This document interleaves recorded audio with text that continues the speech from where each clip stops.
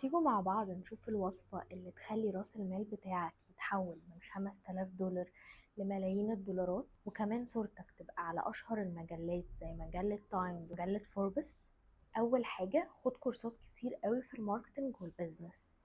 تاني حاجة، اسمع لكل اللي حواليك، اسمع رأيهم في اللي انت بتعمله وركز فيه قوي. تالت حاجة، ما تبدأش غير وانت مركز، لازم تبقى واثق قوي من اللي انت بتعمله، واوعى تبدأ لو انت خايف من الخطوة اللي انت هتبتديها. واهم من ده كله، ابدأ بشركة على أرض الواقع، ما تبتديش وانت لسه ما عندكش مكان كبير تبدأ البيزنس بتاعك فيه.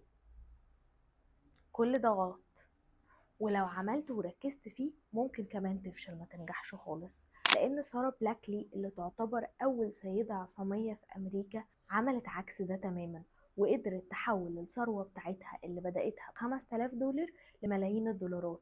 دلوقتي تقريبا مفيش سيدة في امريكا ما تعرفش سارة بلاكلي وتعرف دورها في المجتمع وتعرف المشروع بتاعها سبانكس. طب عملت ده كله ازاي؟ تعالوا نشوف حكايتها.